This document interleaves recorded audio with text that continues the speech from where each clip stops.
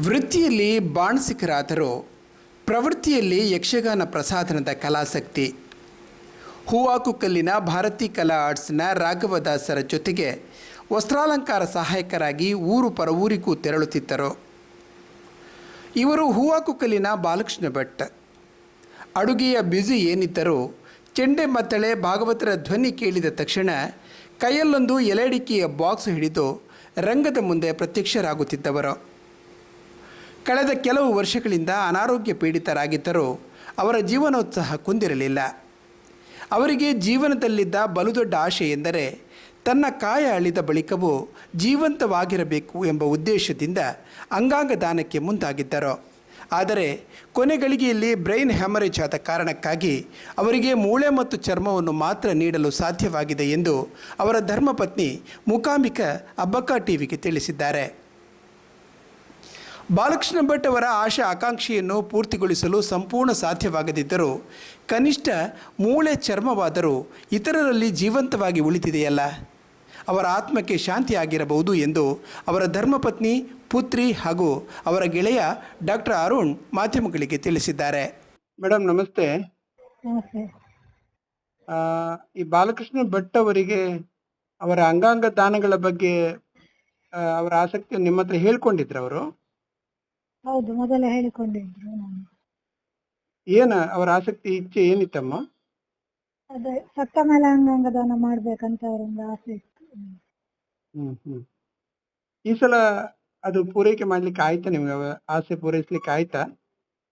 ಅದೇ ಎಲ್ಲ ಅಂಗಾಂಗ ಕೊಡ್ಲಿಕ್ಕೆ ಆಗ್ಲಿಲ್ಲ, ಚರ್ಮ ಮತ್ತು ಮೂಳೆ ಹಾಗೆ ಕೊಡ್ಲಿಕ್ಕೆ ಆಯ್ತು. ಯಾಕೆ ಕೊಡ್ಲಿಕ್ಕೆ ಆಗ್ಲಿಲ್ಲಮ್ಮ? ಆಗ್ಲಿಲ್ಲ ಅಂದ್ರೆ ಅದೇ ಅವರಿಗೆ ಬ್ರೈನ್ ಹೆಮರೇಜ್ ಆಗಿತ್ತು, ಹಾಗಾಗಿ ಕೊಡ್ಲಿಕ್ಕೆ ಆಗ್ಲಿಲ್ಲ. ಮತ್ತೆ ಕಾರ್ಡಿಯಾಕ್ ಅರೆಸ್ಟ್ ಆಗಿತ್ತು. ಆಗುದಿಲ್ಲ ಹೇಳಿ ವೈದ್ಯರು ಹೇಳಿದ್ರ? ಹೌದು, ವೈದ್ಯರು ಹೇಳಿದ್ರು. ಕಣ್ಣೆಲ್ಲ ಕೊಡ್ಬೇಕಂತ ಇತ್ತು, ಅದೆಲ್ಲ ಆಗುದಿಲ್ಲ, ಇನ್ಫೆಕ್ಷನ್ ಆಗಿದೆ ಅಂತ ಹೇಳಿದ್ರು. ಓಕೆ. ಬಾಕಿ ಅಂಗಗಳು, ಕಿಡ್ನಿ, ಲಿವರ್ ಅದೆಲ್ಲ ಆಗುದಿಲ್ಲ ಅಂತ ಹೇಳಿದ್ರು ವೈದ್ಯರು. ಕೊಡ್ಲಿಕ್ಕೆ ಆಗುದಿಲ್ಲ ಅಂತ.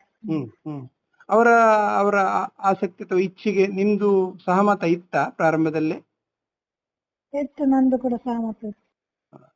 ಯಾಕಾಗಿ ಬೇರೆಯವರಿಗೆ ಹೆಲ್ಪ್ ಆಗ್ಬೇಕು?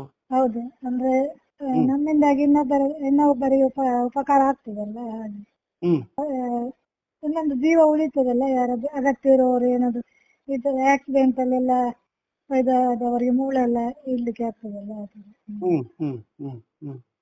ಬಾಲಕೃಷ್ಣ ಭಟ್ ಅವರು ಏನು ಕೆಲಸ ಮಾಡ್ತಿದ್ರು? ಅವರು ಕ್ಯಾಟ್ರಿಂಗ್ ಬಿಸ್ನೆಸ್ ಮಾಡ್ತಿದ್ರು. ಯಕ್ಷಗಾನದಲ್ಲಿ ಭಾರಿ ಆಸಕ್ತಿ ಇತ್ತಲ್ಲ ಅವರಿಗೆ? ಹೌದೌದು, ಯಕ್ಷಗಾನದಲ್ಲಿ ಸಹ ಅವರು ರಾಘದಾಸರೊಟ್ಟಿಗೆ ಹೋಗ್ತಿದ್ರು.